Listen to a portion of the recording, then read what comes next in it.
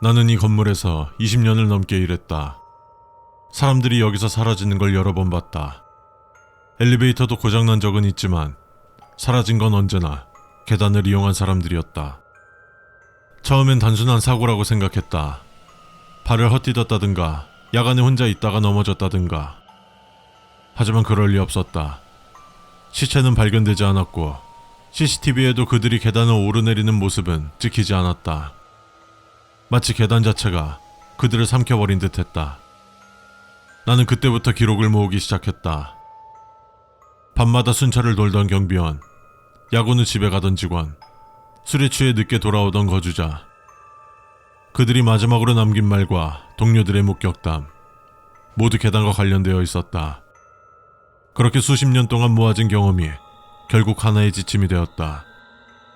지금 당신이 손에 쥔 이 문서다. 이 글을 읽는다면 제발 가볍게 여기지 말아라. 계단은 단순한 길이 아니다. 위와 아래를 잇는 통로 같지만 때로는 아무데도 이어지지 않는 길이 된다. 만약 이상을 감지한다면 반드시 아래 규칙을 따르라.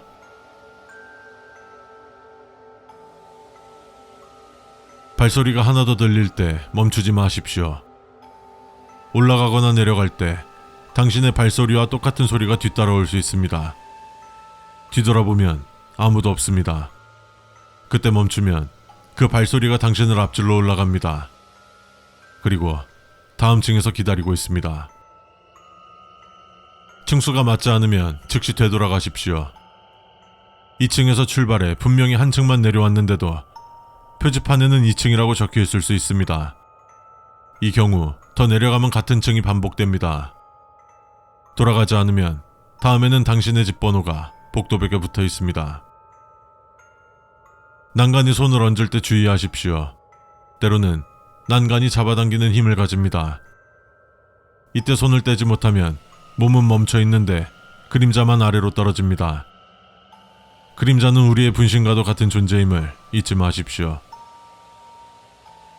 계단 참 창문을 오래 보지 마십시오. 계단 중간의 작은 창문은 밤이면 외부가 아닌 낯선 복도를 비춥니다.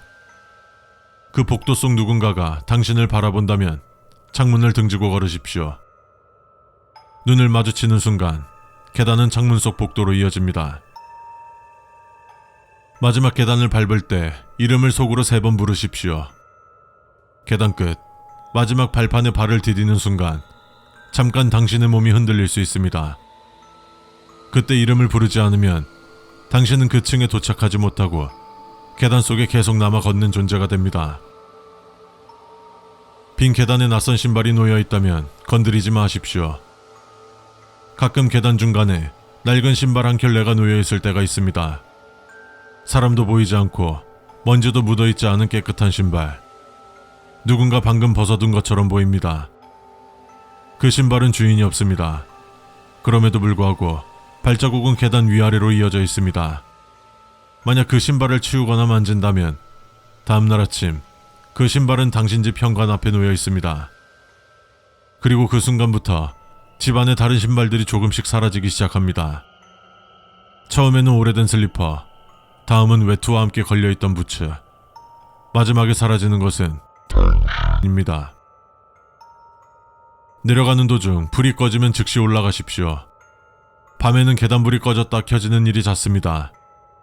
하지만 불이 꺼진 상태에서 계속 내려간다면 계단은 더 이상 아래로 이어지지 않습니다. 끝까지 내려갔다고 생각해도 다시 위에서 당신의 발소리와 똑같은 소리가 들려옵니다.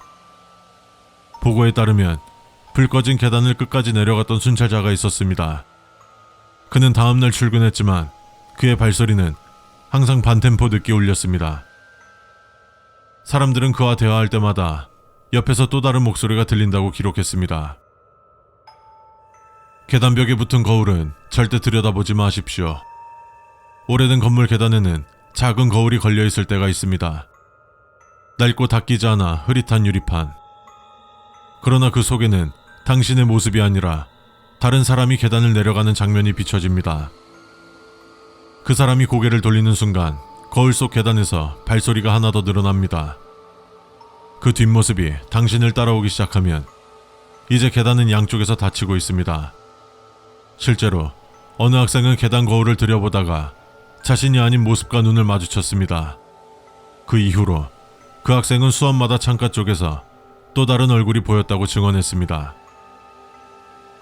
난간 아래에서 손이 잡아당길 때 계단 난간 아래는 늘 어둡습니다.